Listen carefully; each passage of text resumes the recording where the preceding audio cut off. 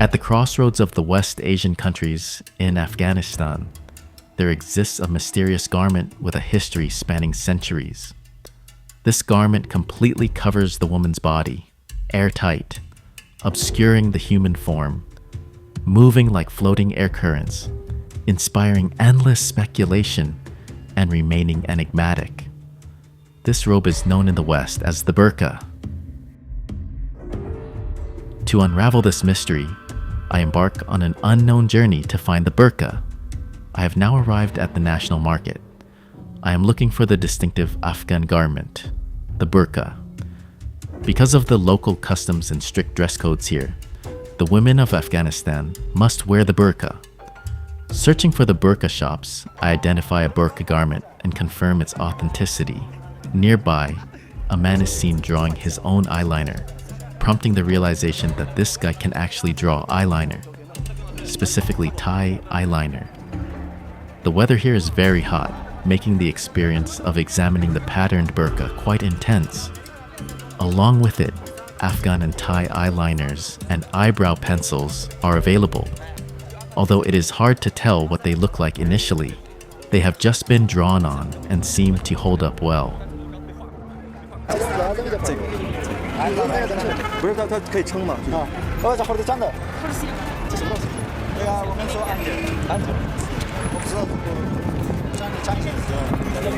Moving further, a distressing sight appears. A sick person who doesn't have money to buy medicine. Despite my initial attempt to help, resources are limited, but a decision is made to give $100 or 100 rupees to assist the elderly woman who is unable to work.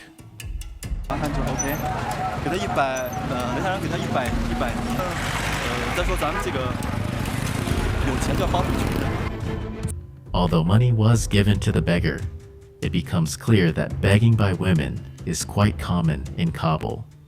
In traditional Afghan culture, women are expected to follow strict traditional rules and virtues, unable to work outside the home, but instead staying at home, obeying their husbands, and not being seen by other men. Thus, Afghan women are forced to wear burqas outside and be strictly controlled by their husbands at home, resulting in many women completely losing their source of income. Even now, men can still be seen beating women wearing burqas on the streets. An Afghan woman wearing a burqa appears nearby. Observing her closely, the sight feels quite awkward. Upon touching the garment, it feels stretchy and textured, with a reflective sheen and some machine embroidery rather than being plain cotton. It features a blue Islamic hat on top, with a draped curtain hanging from it and a mesh pattern in the front. Most importantly, the back of the garment is folded. It is noted that wealthy Afghan women generally wear black, somewhat like those in Dubai or other Arab countries. It's really mysterious how they live in this kind of place and live like this. Having found a sample of a burqa, but still not knowing where it was sold, the search continues through the entire building, which proves to be very hard work. The color looks good. Standing at 1.65 meters tall, a request is made to learn how to wear it. The owner claims that if there's a problem with the fabric, it can be replaced within a year, prompting a desire to buy it on the spot and return within a year if needed. Yes.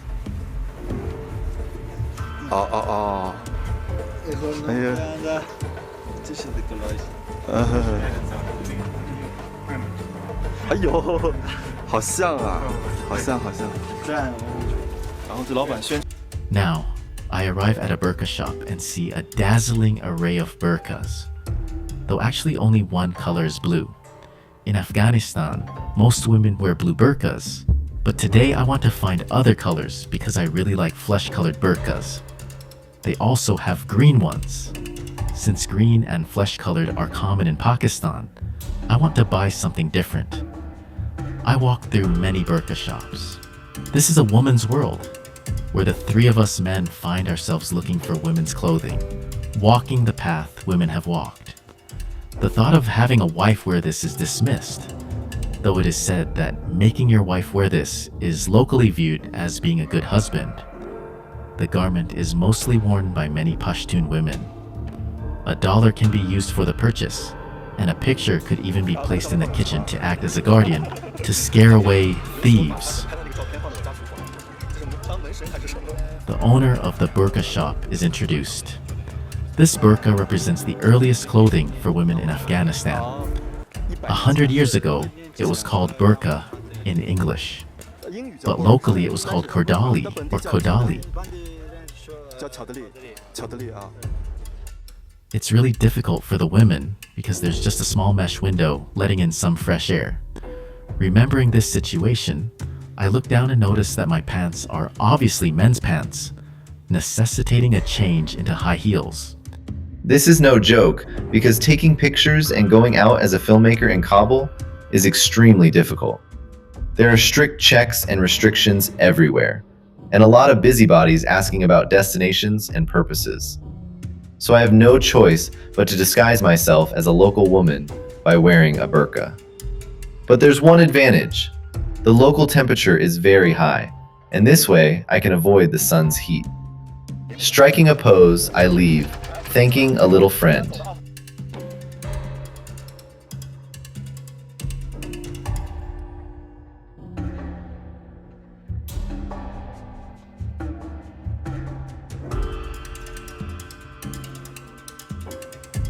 It is beautiful Afghan clothing meant for marriage, known as the traditional embroidered dress, featuring many mirrors that can be applied in any quantity.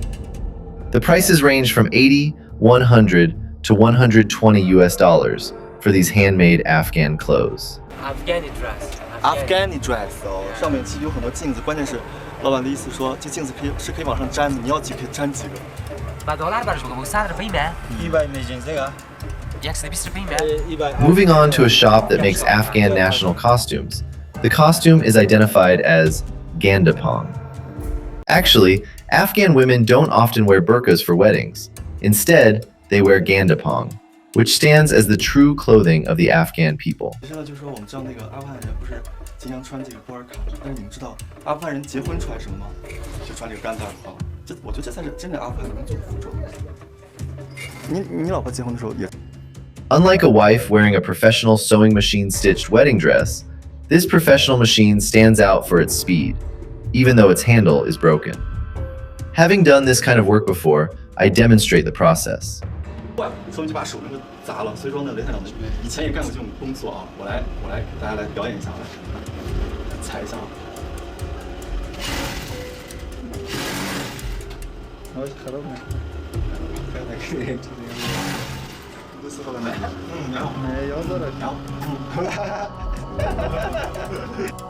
Unlike Indian mosques, which are yellowish, or Dubai mosques, which show a preference for white, this mosque is not only yellowish inside, but also brightly colored on the outside.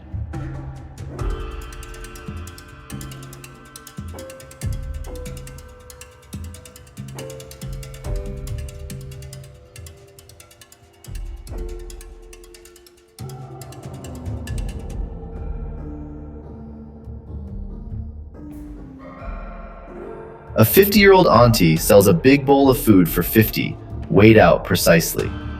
It is a basic routine for her to feed the pigeons herself, which is highly entertaining.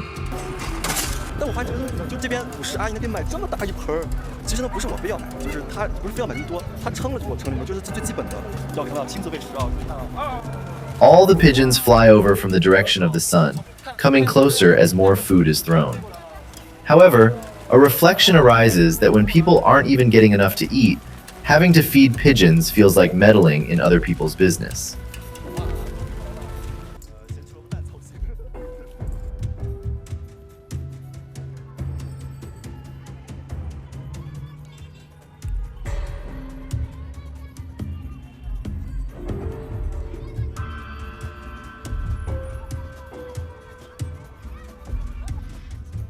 Afghans buy all sorts of groceries here. The assumption that most Afghan food is stir-fried, like fried rice, is considered, along with the fact that very few Afghan men cook. While men mostly work outside, and women cook indoors, men occasionally cook fried rice at home.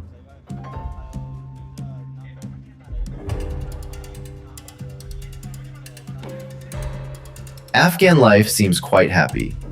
On that day, I bought a lot of candy and stationery, including cheap bookmarks, to visit the children at the Kabul orphanage. As a traveler trying to do good on this journey, I intend to pass on this love, sponsored by my fans, to the children in Afghanistan.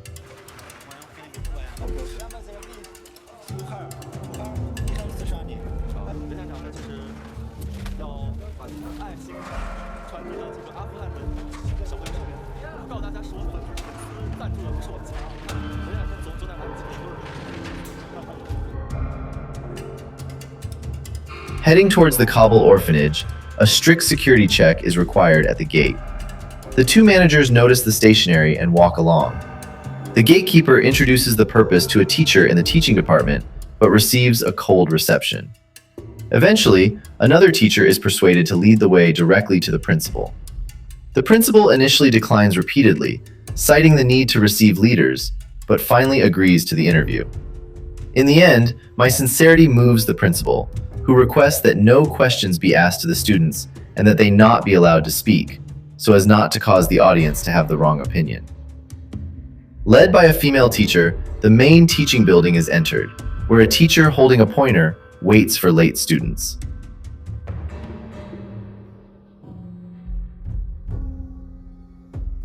Upon entering the classroom, the students are found to be divided by gender.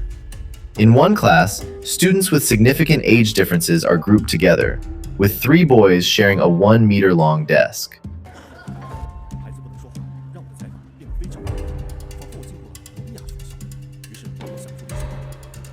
The children's inability to speak makes the interview very strange, as if entering a school for the deaf and mute. To address the requirement of no talking, a solution is devised to let them write instead. The phrase, "I love Afghanistan," is expressed by them. A few words of their language are learned, though they can only be written once.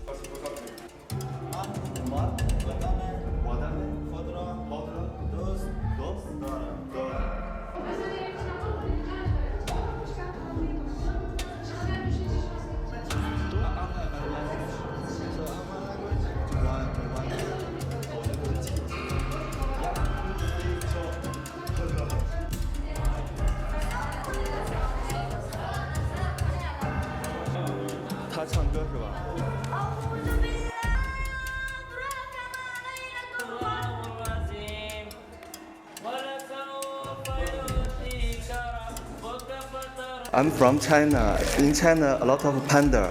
This is a gift to you. Because you very little.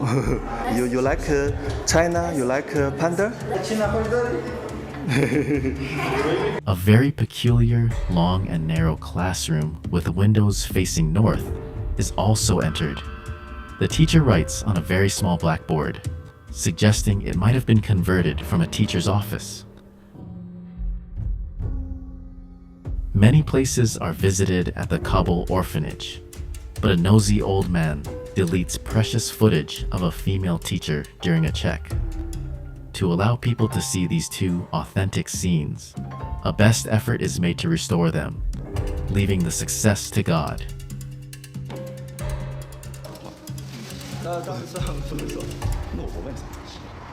An attempt is made to ask the teacher what the children like and hope most about Afghanistan becoming beautiful.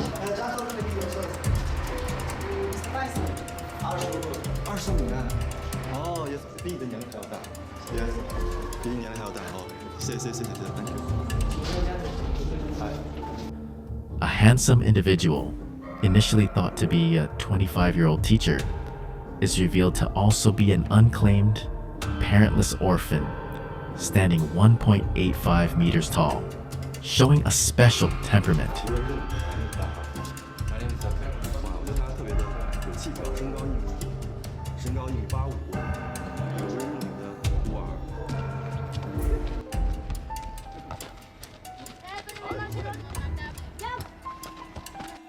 The episode concludes after taking everyone to many places. Next, I will head to Bamiyan, the most important stop of my trip. However, Due to the turbulent situation in Afghanistan at this time, there are no planes available. Traveling by bus from Kabul to Bamiyan is extremely dangerous due to remaining bandits and extremists along the way, a danger that frightens even the locals. My local guide, despite having been to many unusual places, highly resents being involved in this dangerous journey. He strictly warns against taking any pictures on the way to Bamiyan because any foreigner spotted on the bus would be in absolute danger. Robberies and kidnappings are frequently reported on the road. Waking up at 3 a.m. and setting off at 5 a.m., the decision is made to sneak into Bamiyan under the cover of darkness, to remain inconspicuous. Changing into a burqa to pretend to be a local woman becomes necessary. Dressed in the outfit, even my feet are obscured, making it hard to see if a landmine might be stepped on. Without further delay, the infiltration into Bamiyan begins. This is an unforgettable and brutal journey. Few have seen what Kabul looks like at night. In the middle of the night, Kabul's lights are weak, with only the distant TV mountain emitting sparse glows. The roadside shops refuse to turn off their lights, supposedly for safety reasons, filling the city with an atmosphere of death and no return. Reflection brings the thought that people always think they were foolish in the past, but after a while, they realize they're foolish now too. So, a toast to the past, without looking back, as everyone must walk the path of their own choices. In the hell of dawn, the first light is about to illuminate Afghanistan, but this also means danger is imminent. Gazing at the desolate mountains in the distance, they seem to be roaring and struggling. The questions remain whether I will encounter danger on my journey to Bamiyan, and if I will be able to reach his destination safely, inviting everyone to follow my adventure in the next episode.